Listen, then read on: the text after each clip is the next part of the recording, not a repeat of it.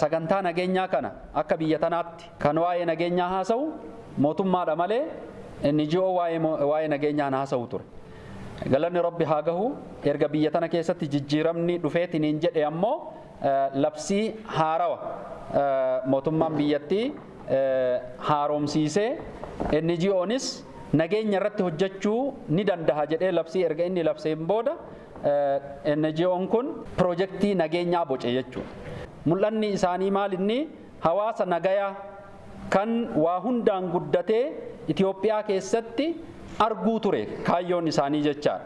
Karaa dhiyeessii tajaajila hawaasaa, jireenya fooyyessuu, nageenya ijaaruu fi mirga namummaa labsuu akkasuma jijjiirama qilleensaa to'achuudhaan ergama isaan qabataniitiin lafa ka'an ture jechaan. Dhaabbanni kun waggaa 28 akkas lakkoofsisee jira biyya tana keessatti erga dhaabbatee yeroo ammaa kan aanaalee 100 ol keessatti piroojeektii hojjetaa jira biyya Itoophiyaa tana keessatti. Kallattiin namni irraa fayyadamaatiin jiru dhaabbata kana dubartoota miidhamoo ta'an keessattuu jireenyaan gadi aanoo ta'an dargaggoota ijoollee maatii hin qabne akkasuma warra dhibee garagaraatiin qabameetiin jedhe balaa tasaa kallattiin bira gahuudhaan hawaasni waliigalaa akkuma biyya tanaatti dhaabbata kanarraa fayyadamutti jira jechaan.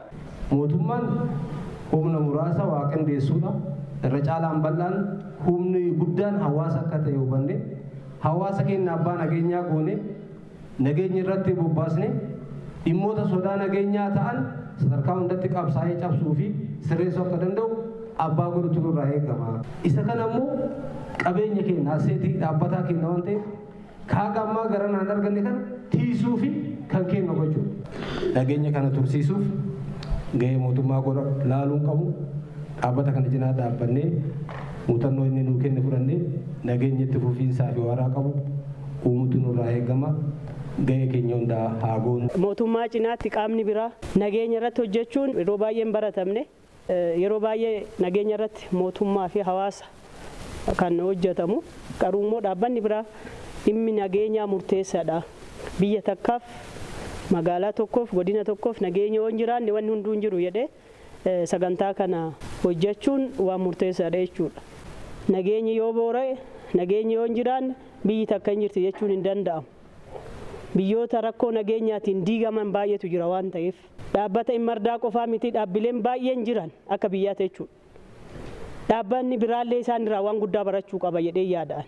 Hojii isaan hojjetan saniif galteen nageenya yoo nageenyi jiraate sagantaa garaagaraa hojjechuun danda'ama.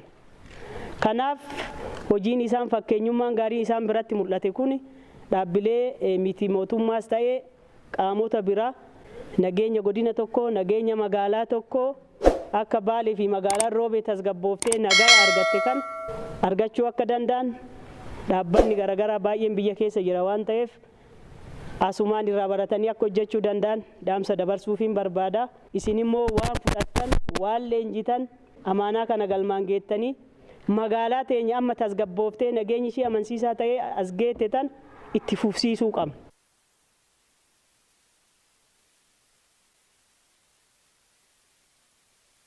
Waan guddaa imirdaan nu barsiise waan guddaa irraa baranne hamma har'aatu namni tokkichi walirraa garagalee hin jiru guyyaa san irraa qabnee jechuudha.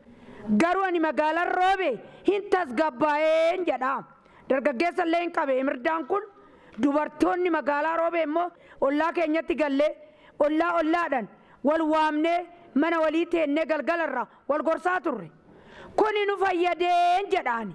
Waaqayyoo keenya galanni haa ga'u. Hagarraa walumaan jirra hagarraa nagaa'uma qabna iddiriin keenya itti fufee baaltinnaan keenya itti fufee ollummaan keenya itti fufee. Adam tafsiiraa jedhama. Barreessaa mana marii muslimtoota godina Baaleeti. Dhaabbanni miti mootummaa imardaan walitti nu qabee waa'ee nagayaa irratti nu mariisise kun waan jajjabeeffamuu fi sirrimatti garteetiin hin deeggaramuu qabu. Nagayaa irraa kan fayyadamu numa hawaasa. Kan nagayaan barbaanne shayxaana qofa yoo ta'e malee injiranatti hin fakkaatu. Fayyaaf nageenya jiraannaan misoomatu jira, guddinatu jira, jaalalatu jira, firoomatu jira. Waan itti gammannu waan lakkoofnee keessaa hin baanetu jira. Akka nageenyaatitti mootummaanis nagayaa garteetiin tiksuudhaaf dhaabbata.